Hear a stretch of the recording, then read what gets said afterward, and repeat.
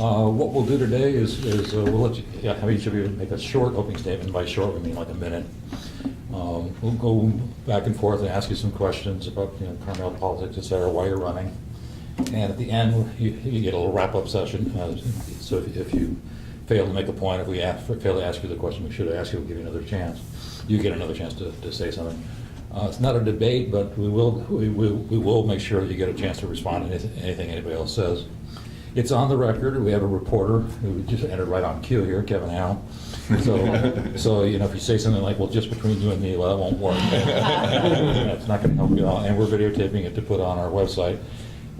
It takes some. I didn't know is that if you edit videotape at all, it takes a long time to download it. So it'll be a couple days before it's up and running. Mm-hmm. But you might find something there you're really pleased about. Want to let people know about. Whoever doesn't get our endorsement we'll encourage you to write a response of up to 250 words. Most people use it as a free campaign ad. You can use it to say, the Herald has really made a horrible mistake, kind of whatever you want to do.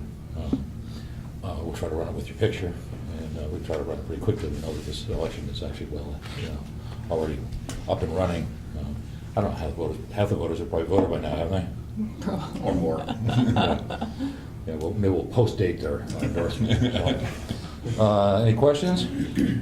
Well, let me just start on my left and let you just tell us why you're running. And I make the same speech every time, and it never works. We don't want to hear that you want to give back to the community. We know you do that. This is a public service, but what specifically prompted you? Why are you running in 2012? What got you upset enough, or stirred up enough to say, I think I'm gonna go put my name in and do this?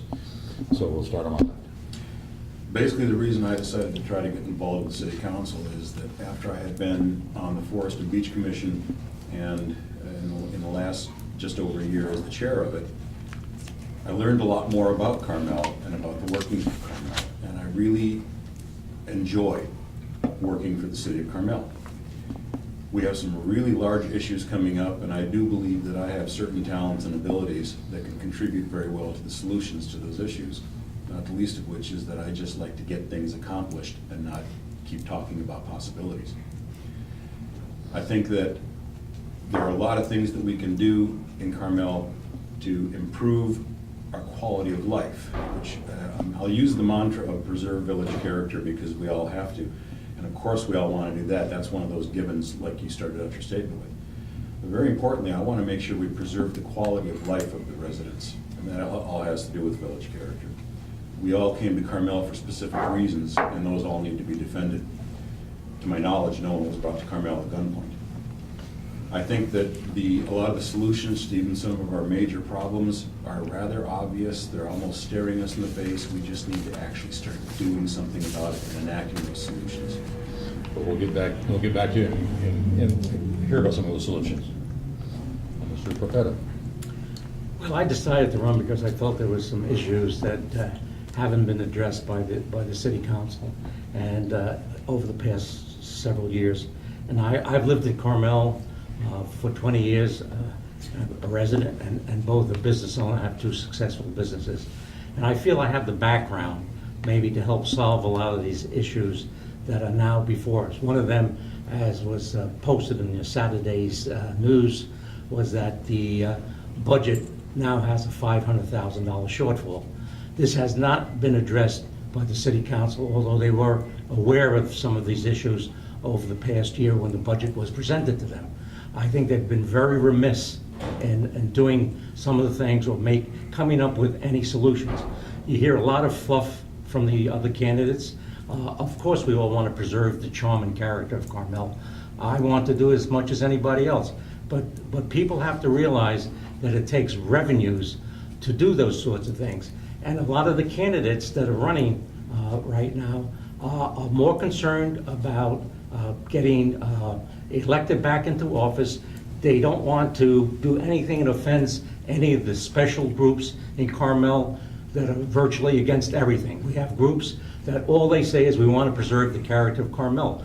Well, that's fine, but I think these candidates have to take some stand on how we're going to do that, and they have not. I am the only candidate that has come up with a series of solutions, and I've given you all my presentation to help solve those problems. And I have a whole series of ideas of how to bring revenues into the bottom line, and that's what we need at this moment.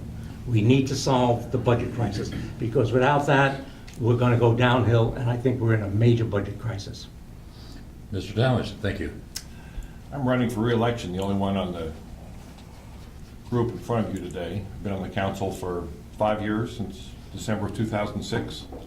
Served on the Planning Commission for 2.5 years. Before that, I think I've made a major difference on a number of key issues, one of which is financial over the last 4 years.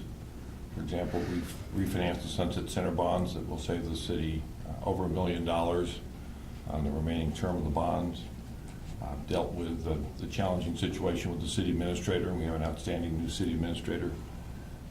We had a major contract negotiation with the city of Monterey on the fire and ambulance service, and they will continue to function seamlessly the way they have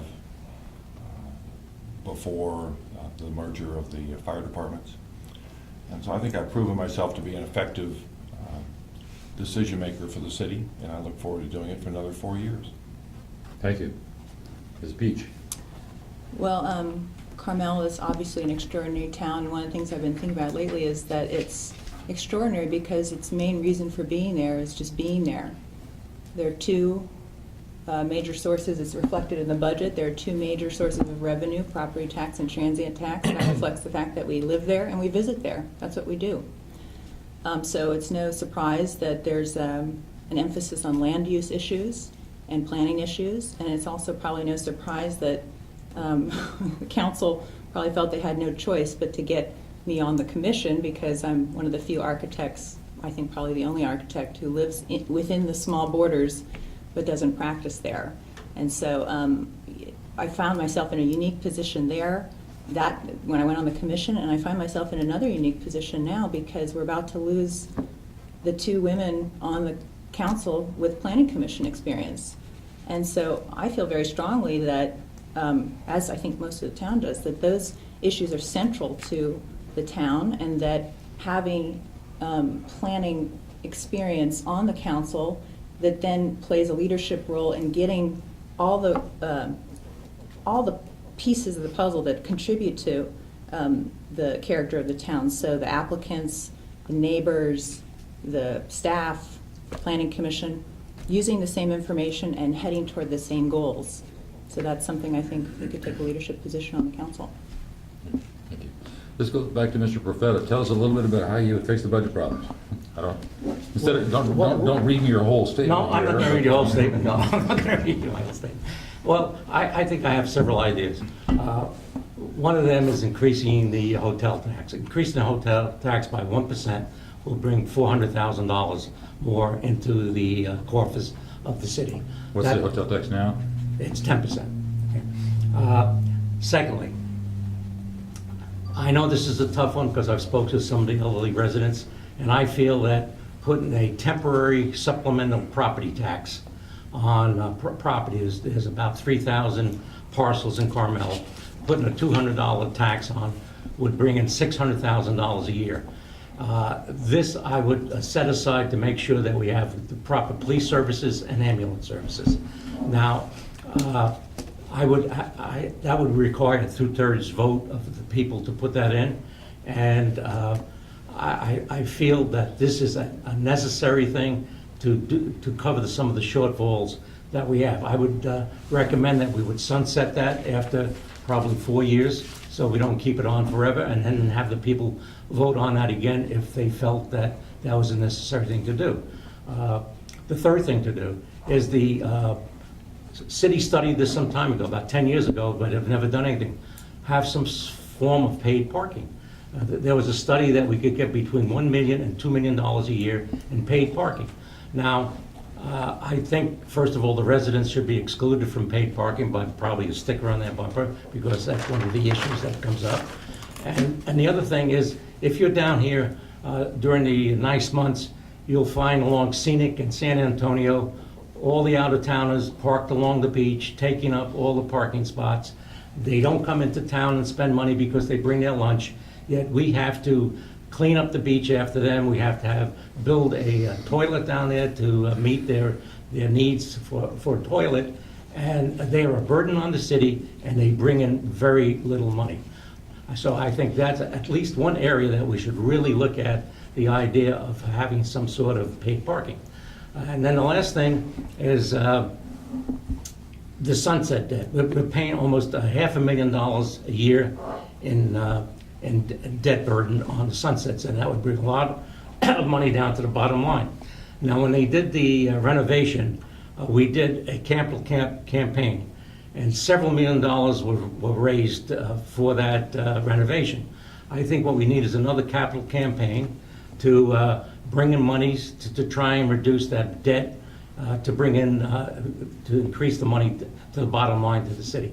So those are 4 of the items that I felt that I've been pushing out since I started this campaign, and none of the other candidates have even ventured to come up with any ideas. I think Tom Lavarone is the only other one that has probably come up with any kind of solutions that he thought of to bring revenue into the city. Again, as I said before, the other candidates are more interested in getting voted on again, either looking forward to maybe moving up to mayor in the next election, or coming from the planning commission up to the city council. And they're afraid to come up with the hard solutions that they know that a lot of the resident groups will be against, and so they do not make those decisions. Well, let's go back the same way we went before. Mr. Lavarone, what do you think of his ideas, and kind of quickly, and also what's your idea for solving tax issue, or the budget issue? Do you think there is a budget issue? Oh, of course there's a budget issue. I mean, I don't think there's a town in California that says they have too much money. My solutions are outlined in the pamphlet that I gave you to a certain extent. Now, that pamphlet was printed a long time ago, and since I don't have the budget of some of the other candidates with, thousands pouring in, I can't afford to keep reprinting things. Some of the clarifications I'll make would be, I agree with an awful lot of what Bob said. I think, though, that one of the most important things we need to do is discuss every possible increased revenue source with the public, whoever wishes to show up, because a lot of times the resistance that you get from the public simply comes from misinformation or lack of information. As an example, I think one of the most important ones we need to look at is our sales tax. Carmel's current sales tax is 7.25%. Neighboring communities are 8.25%.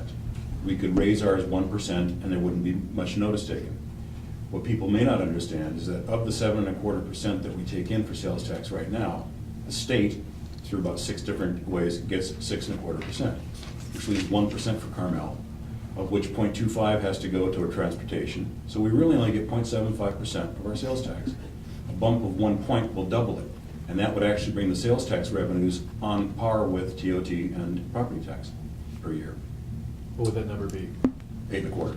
I mean, as far as total revenue? Oh, well, sales tax right now gives us about 1.87 million, whereas property tax and TOT each get about 4 million, roughly. So if you double that, you're approaching TOT and property tax rates just from sales tax. And we would have to raise it a full point, because if we just raised it 0.75, the numbers would double on paper. But in reality, it wouldn't quite double as much, because if you remember, if you buy something that costs exactly $1, you don't get 3/4 cent back from your $1.08. It rounds up.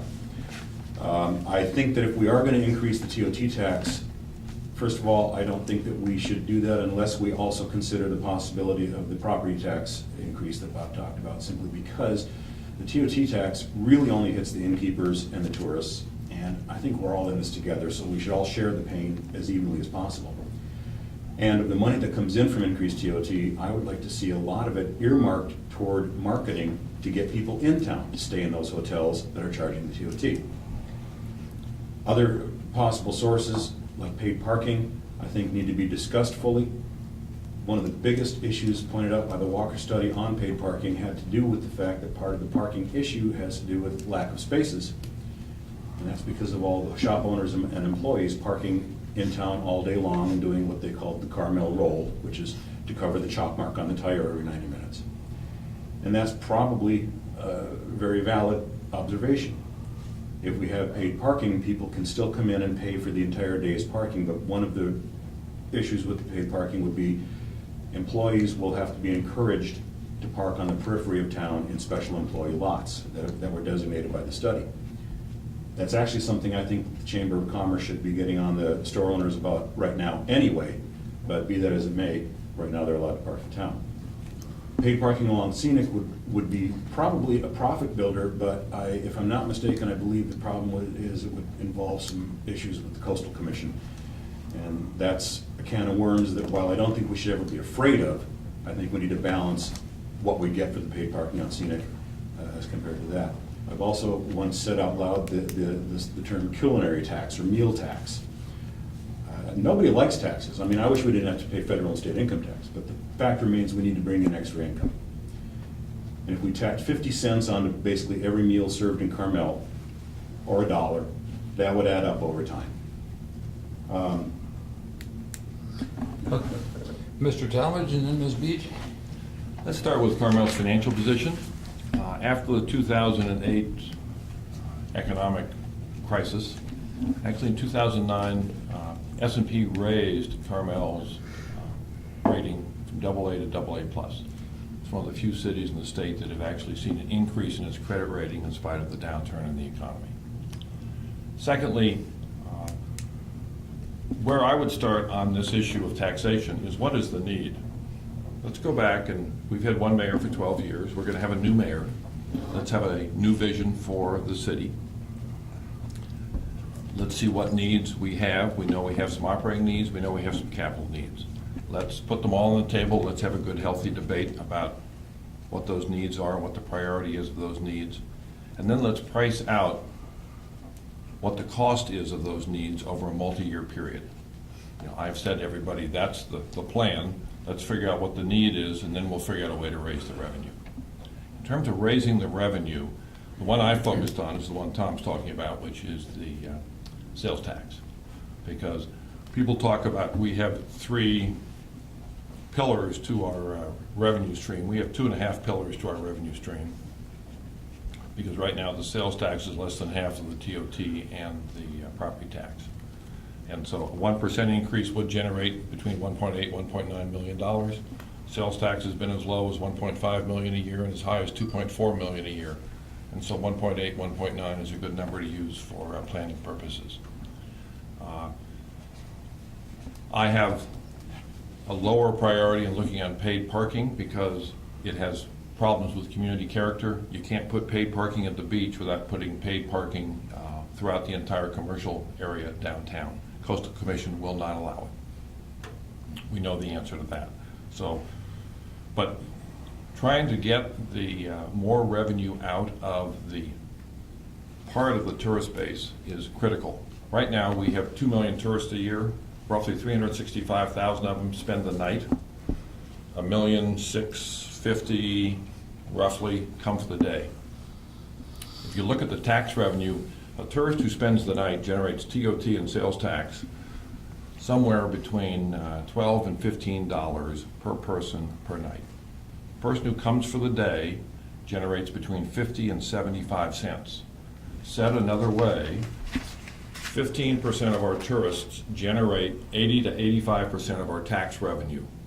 We shouldn't be raising the TOT and going after the 15% who are already generating 80 to 85% of our tax revenue from the tourists. We should be going after the 85% who are generating the 15%. That's what an increase in the sales tax does. Has Carmel run out of places to cut or consolidations, ways to save money rather than Let me raise just more answer taxes? that one real quick. We've gone from 120 full-time employees to 68 full-time employees, sort of 74 if you include the part-time equivalents. The cut in the head count, it's probably been similar around here at the newspaper, has been 40%.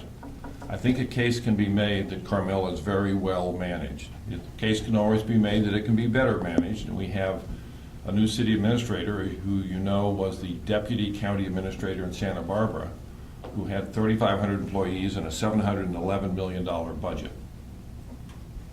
So the first case is, in terms of looking at new tax revenue, is Carmel well managed? The second case is, what are the needs that we agree on? The third case is, who do you tax?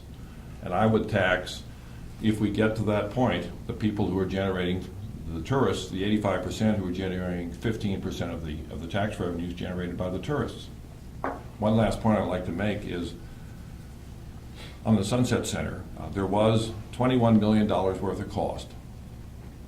The Doolittles led the capital campaign that raised $12.5 million in private equity, private donations. $9 million of debt. That $9 million of debt is now down to $7.5 million. We lowered, by my pushing to get the bonds refinanced, we've lowered the interest payment now from close to $500,000 to roughly $400,000 a year on that $7.5 million. What we've been pushing for, and I think will take place under the new mayor, is the same thing that the Library Foundation has, and that is that the Library Foundation, set up 20 years ago, now has several $1 million in endowment. If you look at the expense of the library, there's close to $1 million that comes from the city, and there's $300,000 that comes from the Library Foundation, both with interest off of the endowment plus annual gifts. We need a foundation for Sunset that raises endowment money and raises annual gift money, and so that we can lower the operating support, because in addition to the interest support, there's operating support to Sunset from the Carmel City budget of a roughly $650,000 a year. Sunset costs the city $1.25 million a year, which is close to 10%, between 9 and 10% of the city's annual operating budget supports the Sunset Center.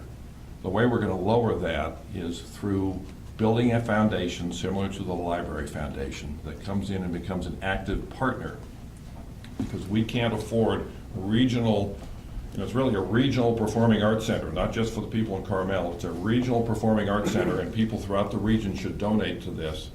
Carmel cannot afford a regional performing arts center or a regional library structure without public-private partnership. Okay, gotcha. Ms. Beach, who would you tax? I don't like that question. I agree with what's been said, that we have a lean government at this point.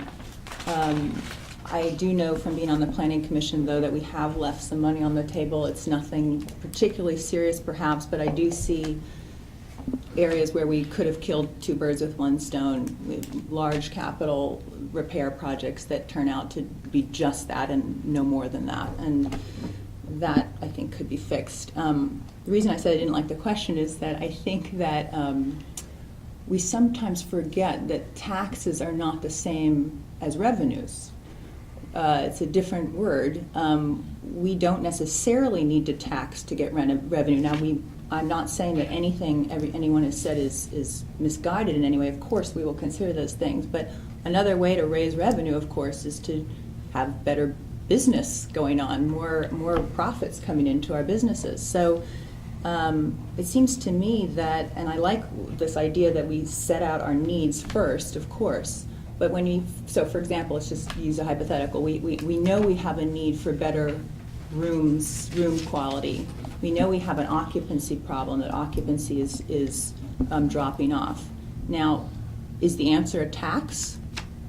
Possibly that could help. In certain communities, innkeepers have actually voted to increase taxes in their own cities for one of two reasons. Either because they think there's going to be a direct contribution to marketing, or because they think, frankly, they just want to support the city so that the city becomes better funded, so that the city's services and appearances are more attractive to visitors, and then they know their profitability will go up. That happened in Sausalito.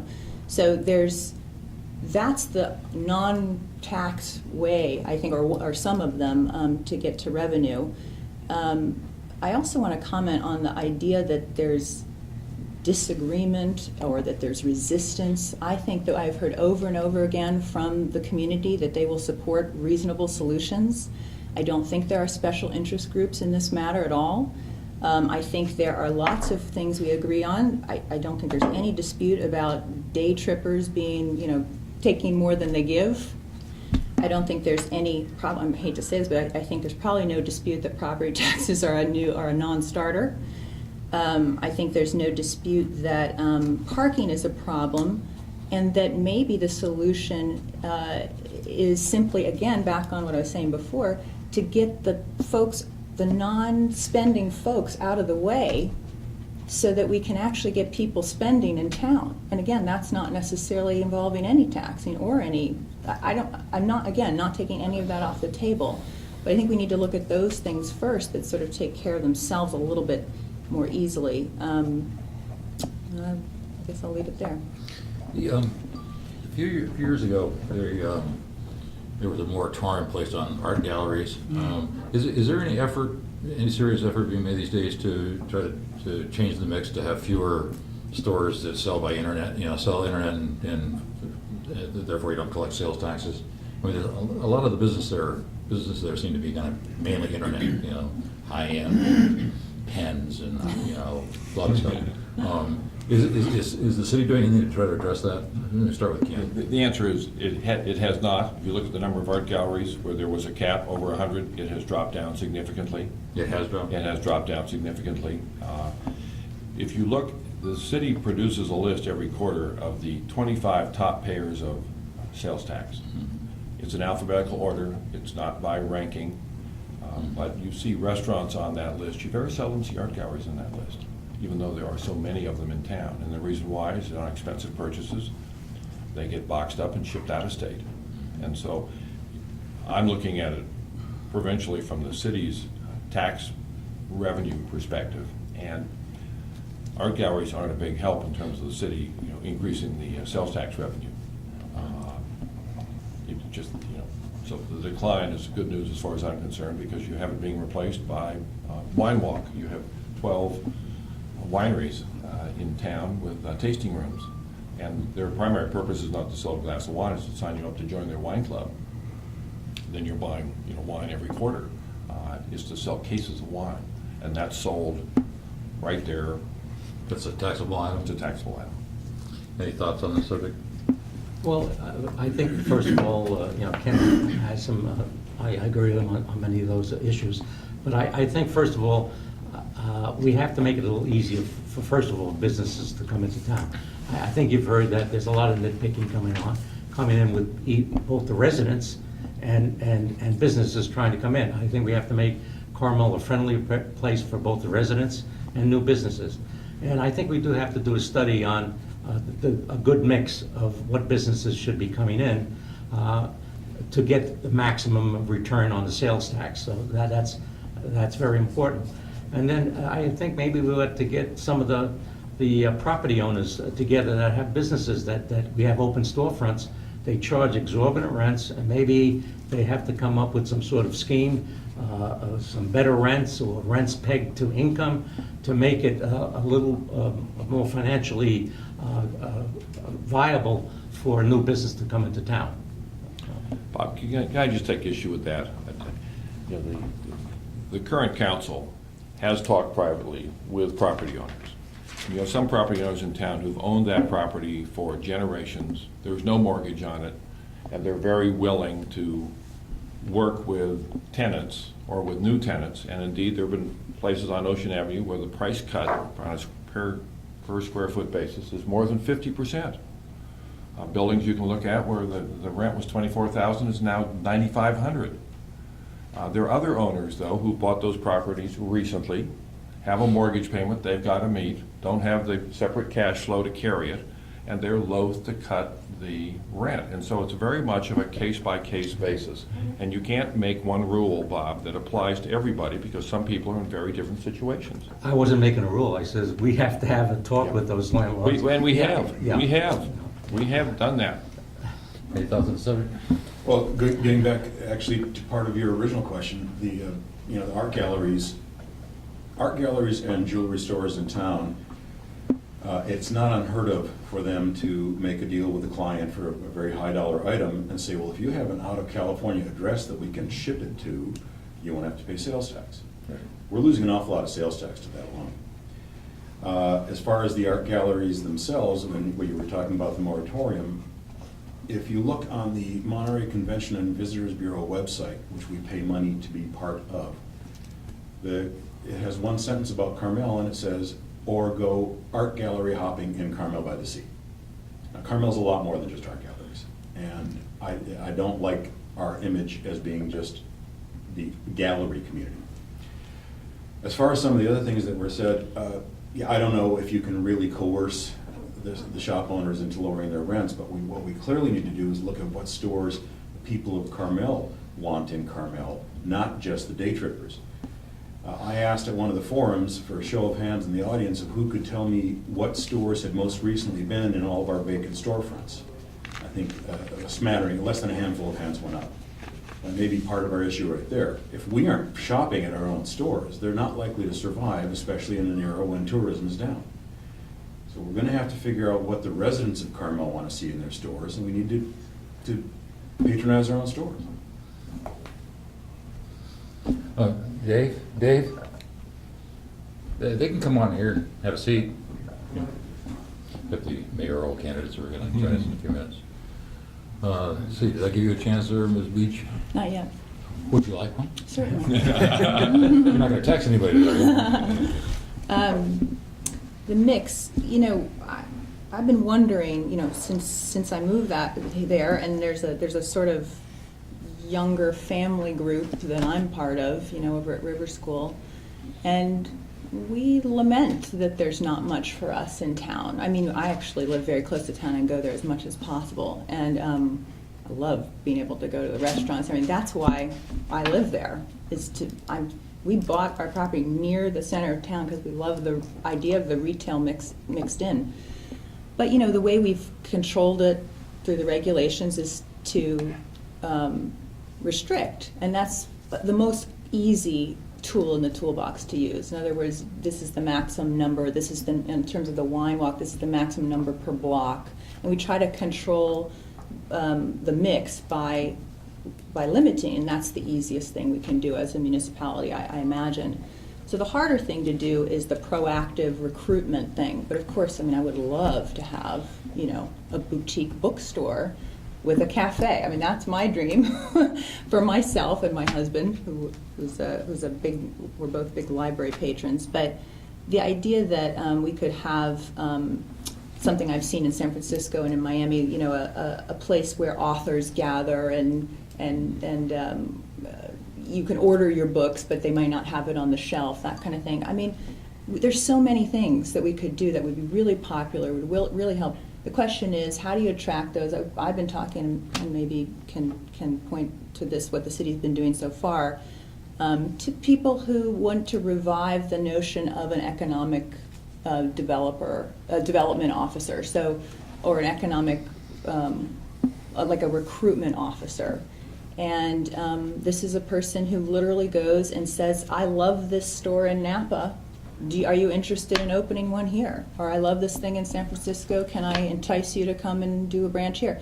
I think that's possibly the way we can get on the other side from restrictions to actually attraction. And I would love to see that worked on, absolutely. Well, let's talk about restrictions a little bit. Part of the debate over this whole campaign has been, you know, is the planning commission, is City Hall too tough on businesses? I suspect that you're one of the folks that's been thinking that it's too tough. Is that right? That the city's too tough on businesses as far as design and I think the planning commission also, they've been. Can you talk to us a little bit about that? Your thoughts? Well, I think if someone comes into the planning commission and meets all the guidelines, okay, it's not up then to the planning commission to try and tweak those guidelines to that individual person on the planning commission to make the house look what they think it should look like. And I think that's what's happening. I've talked to several people that have tried to put stuff through the planning commission, and they've been tweaked to death and made it very difficult for them to do what they want. Now, I know we have a person on the planning commission that has an architect's degree, but I wonder how many houses she's actually designed, okay? I mean, to come up with that sort of thing where you tell someone, well, why don't you bring in 3 sketches and I'll probably select the one which I think is best. That's not up to the planning commission to do. The planning commission said, are we within the guidelines? Fine, you can do that remodel.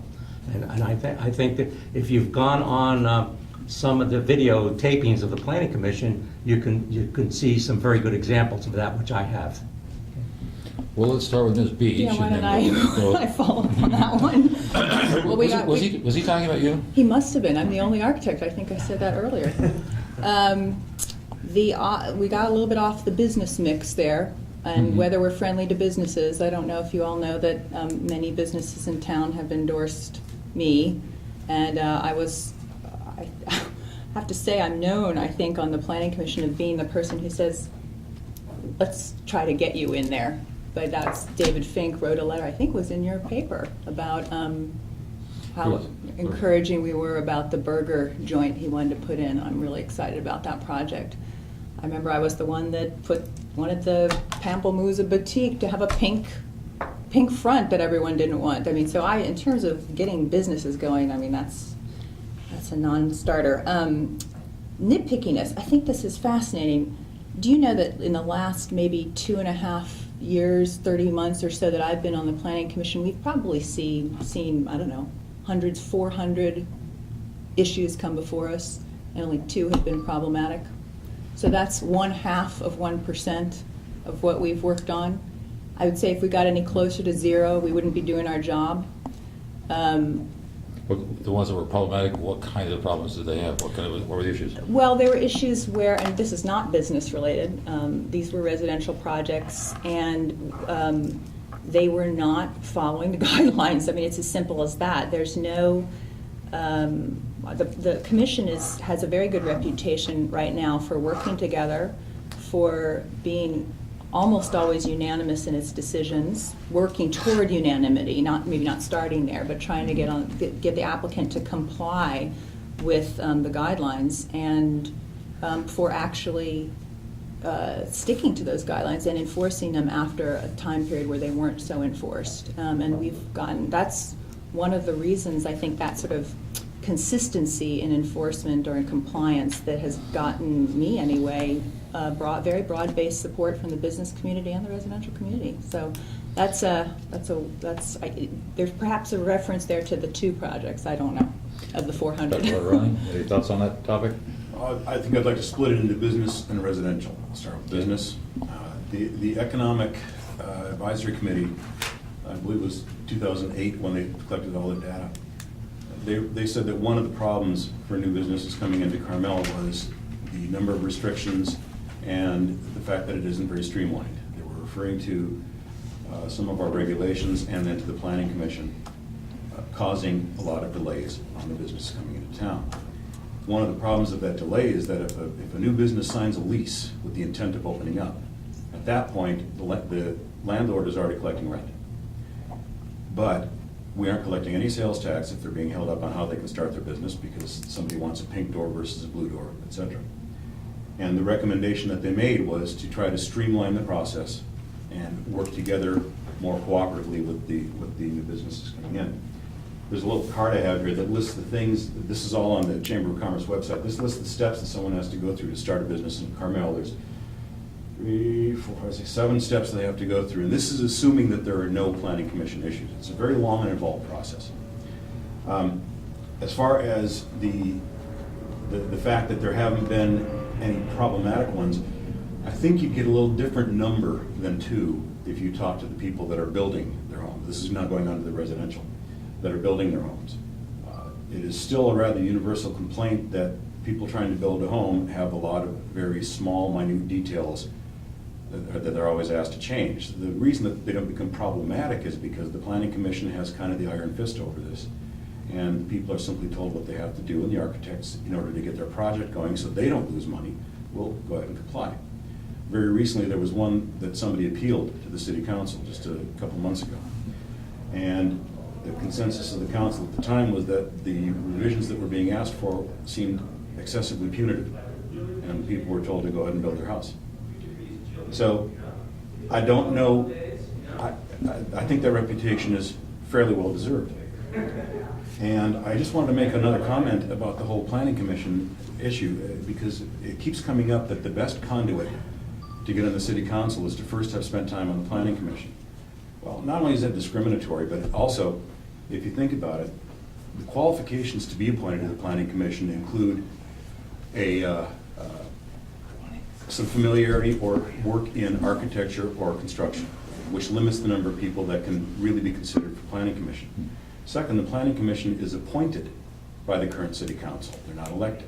Therefore, that would pretty well define cronyism.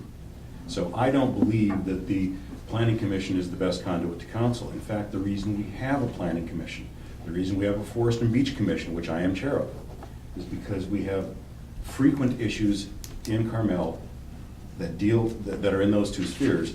Those commissions were formed so that the city council does not have to constantly deal with trees or design issues. So in fact, the city council deals with an awful lot of things. Planning is a very small portion of it. Mr. Talmadge, and then we're going to go do our closing statements early. I figured you guys are more interested than I thought. We could have gone a lot longer. Good. Let me go back to your question, which was friendly to business. The city has a marketing budget of about $305,000. That number gets broken out into three pieces. There's money for the MCCVB, $125,000. There's $15,000 in the Chamber of Commerce to keep the Visitors Center open on Sundays, and there's a marketing budget of about $180,000. About 5-6 years ago, there was a fourth piece, and that was taken out when the 2008 budget crisis hit and revenue started to go down. And that was for an economic development coordinator. That person was envisioned to do much of what Victoria Beach mentioned, which was to go to places like Napa and see shops and see if they were interested in coming here. That person was also to do what Tom Lambroni mentioned, and that was to take those 7 points on the Chamber website and to streamline them, to be a single point of contact. So if you want to open a new business in town, you could go to a single individual and they could walk you through the process.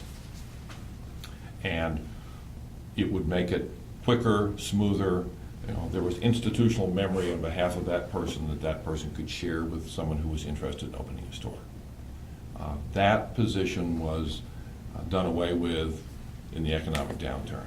I think that's an important position to reinstate, because I think people who are looking to open in those empty storefronts in town can open more quickly, generate sales tax for the city more quickly, and get a better introduction to Carmel if there's someone there to facilitate the process. And so I think that position was a half-time position. It was budgeted about $70,000. And I think as we go through the budget process here that Bob Profeta was talking about here starting tomorrow, we need to find that money to add that position back into the budget. Well, thank you. Well, let's wrap up. What did you forget to tell us? What did I forget to ask you? So we'll start on my right with Ms. Beach and go right to left. Well, we could, as you said, be here all day. There's so much to talk about with respect to Carmel. I think one of the things, and certainly I would never, I'm so appreciative of the effort that the volunteers on our commissions and on our council put in. I just think, that's what the town runs on. As Ken mentioned earlier, we have 60 staff members now. We used to have twice that. We have hundreds of people volunteering, and it's thousands of hours, and that's what I've been doing, and that's what council members and commission members like Tom have been doing, and it's invaluable. And I've said this before, I think it's very important in such a small town, to understand that and I truly feel this way, there's no separation between me as a citizen and me as someone volunteering. And I feel as though we really have, if it feels that way, we need to work on not letting it feel that way. We have made some progress, I've said this before too, about toward transparency. I understand that as cities go, we're pretty good about getting information out on the website. We're always increasing on the Planning Commission. We put the videos that were referred to up on the web. We have all our agenda packets up on the web. I do a lot of my code research on the web, my guideline research on the web. That's really lovely, and it's an idea about looking into the window of City Hall and understanding what's going on in there. But in order to really break down what seems to be a perception of a separation between the people and their town hall, their house, I think we need to work on the other side of transparency, which is to look outside of the window from inside the City Hall and see what people are working on, coordinate those efforts better if we can. Whether it's helping with volunteerism, helping with to-do lists, helping with community calendars, getting the good ideas that are out there and just feeling like it's all part of the same effort. That is how I feel about it now. I mean, I'm just a resident, happen to have some expertise that can help, happen to be volunteering tons of my time. And I know that's how Ken and I'm sure Tom feel. And there's just no end to what we can do if we tap our own talents. It's an incredibly talented community. We've got lots of cool ideas in the works now. The wine walk was a really good one that kind of came out of the planning commission, but we could build on that. I mean, everyone's talking about farmers markets that we have, for some reason, haven't gotten going yet.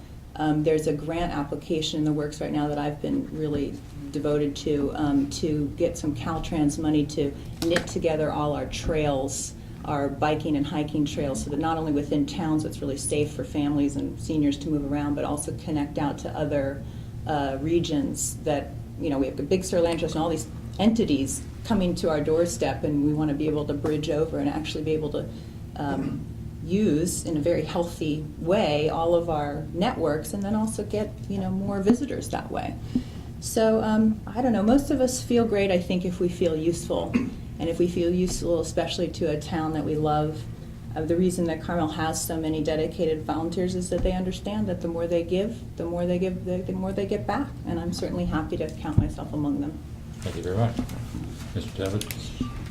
Let me say what I started with, and that is, we have two incumbents who are not running for re-election, so we're going to have two new people on a council of 5. We're going to have a new mayor. We have a new city administrator. I'm the one incumbent who is running for re-election, and so you've asked hypothetical questions today. It's fair to ask questions about what has my record been. And so I would point out 4 points. One is, 4 years ago, this newspaper said that my grasp of financials and taxation was exceptional. I can tell you it's better today than it was 4 years ago, and it's needed more today than it was 4 years ago, given the economic downturn. As an example of that, I'm the one who pushed to refinance the Sunset Center bonds that has saved us, saved the city more than $1 million over the remaining term of those bonds. We need to do the same thing now on the side fund CalPERS bonds, which you haven't asked about today, but those are $6.2 million, and we need to restructure and refinance those bonds, and we may save as much as $200,000, $225,000 a year in refinancing that side fund PERS commitment that the city has. Third thing I'd like to point out is we've had a healthy debate about shared services. You hear that in every single, I'm sure, city discussion. We've had that discussion, not shared services per se, but the 9 firefighters who work for Carmel now work for the city of Monterey. That's going to save the city close to $500,000 a year relative to having our own standalone fire department with our own standalone fire chief and deputy chiefs. The reason the Monterey discussion was so difficult and took so long is that Carmel is the only city with 201 rights, which allows us to have our own ambulance service. And we have an integrated fire and ambulance delivery system. We have 24 fires a year in Carmel, of which 8 are building fires. We have 700 ambulance calls. The more important service is the ambulance service. And the reason we have our own ambulance service is that our response time is 2 to 3 minutes. If you go to the city, the county provider, it's 8 to 10 minutes. And we've had people at council meetings where that difference, 2 to 3 minutes versus 8 to 10, has saved lives. And so the fire and ambulance integrated delivery system continues to be an important issue, one that needs monitoring. And the last thing I'd say is, on election day 2 years ago, November election, you printed an article that I co-authored about the situation with our city administrator. It was a difficult, challenging time for the city. We worked our way through it. We have an outstanding new city administrator who's got a master's degree, a PhD, came from a budget of $700 million and 3,500 employees. Jason Stillwell, if you haven't met him, you ought to, because he's a star. And Carmel is very fortunate to be able to attract an individual of that talent who wants to be in our city. But that's another key point I'd make in terms of my record over the last 4 years. I think I've made a case that I've been a proven and effective decision maker for the city during my 5 years in the council. work with my colleagues. As you know, sometimes I'm working with one set of colleagues, sometimes I'm working with a different set of colleagues. I'm a bridge builder. And so I would appreciate your endorsement again in the next few weeks. Thank you. Thank you. Mr. Profeta? Well, first of all, I think I bring a lot of experience to do this job.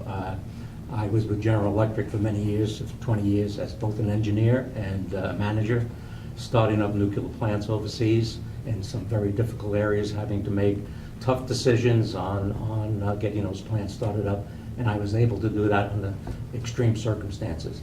I've lived in several foreign countries. I've been exposed to many different cultures. I'm a 20-year resident, and I own 2 businesses in town, so I think I have both the perspective of a resident and a business owner in dealing with the problems that are probably confronting Carmel at this time. Now, my esteemed colleague says that he has a good grasp of the budget, and that several years ago, you mentioned this in your newspaper. Well, what have they been doing for the last couple of years if now an article comes out that you printed on Saturday that we now have a $500,000 shortfall and that it may go to 1.2 million in 4 years? What have they been doing? I think they've been sleeping at the switch. He says, well, we have to look at the needs. Well, we know what the needs are. We need money coming in right now, not studies to see what the needs are for the city. And I think that's a giant problem. I am not part of the present political establishment. I come in with fresh ideas, with fresh visions, and with a fresh approach to the problems. I don't come in with the molded ideas that have been going on for the last 5 years in the city council. And I think the city council has been very remiss in even looking into the future based on where we stand today. We're at a budget crisis. And the present city council is the cause of that budget crisis. And they have not taken effective means to try and solve that problem. But anyway, I think I am the candidate that will come in with a fresh approach and fresh ideas. And I think that's why I would like your endorsement, and then I'm looking forward to it. Thank you. Dr. Leverman? Well, I'm kind of fresh too, because actually I'm not part of the political establishment. I'm just chairman of the Forest and Beach Commission. We take care of trees, we take care of the beach. But I actually do want to make a comment on that. While I'm not disagreeing necessarily with anything Bob just said, I wish we could stop thinking of Carmel as the political establishment. We're supposed to be a nonpartisan city. And I know I joke around with people saying we're a 1 square mile town with 10 square miles of politics. I'd like to kind of get that down to 9 or 8 square miles if I could. We need less politicking and more getting things done. I'm also kind of I have a proven track record for getting things done. The one thing I'll reference, because I can't honestly remember how much of it I detailed in my pamphlet, is the fire basket idea that I came up with to keep the beach clean of charcoal. And it's been in the pine cone. We had a public meeting a couple Saturdays ago. It's something that I did completely of my own volition. I even had to pay for my own prototype, because I will say Jason Burnett tried very hard to get me some money from the city budget to pay for the prototype, but money's tight. And we've proven that it's a workable solution. All we have to do now is implement it the right way. I think that the idea of figuring out what the needs of the city are regarding the revenue crisis, that's a great idea, but that shouldn't delay the implementation of the ways we bring the revenue in. We already know a lot of areas where we need an awful lot of money. We may identify some new needs, but I don't think there's any question about the needs for the money for CalPERS, water, all these other issues. I think the position of trying to solve this crisis without having to add a tax is a rather naive position. It may be a matter of semantics, because anything that you have to pay for is a form of taxation. But I don't see how we can possibly raise additional revenues without taxing. I would like to stop talking about ways of cutting more costs, cutting more services. The city has been cut pretty well. I don't believe we have a tremendous amount of waste left in our budget. I think it's all pretty well earmarked for things that we need to do. So the only way out of this is to raise more revenues. Taxes will be inevitable. I don't like the idea any more than anybody else, but we're all in this together. The residents, the businesses, even the visitors. We're going to have to pay for this. So we've got to come up with some ways to do that. Now, I don't have the same kind of financial grasp, financial capabilities as some members of the council. Although, when I was medical director of quite a number of large medical facilities throughout my career, I was constantly negotiating multi-million-dollar contracts, work agreements, partnership agreements. I learned more about law when I was a physician than I ever would have otherwise learned. But then I don't think I need to have that because we have Jason Stillwell on our side now. He's an incredibly talented financial person, city administrator. So if I had that kind of financial acumen, I think it would be rather redundant. I would very much like to get this newspaper's endorsement, because I'd like to get any endorsement that I can.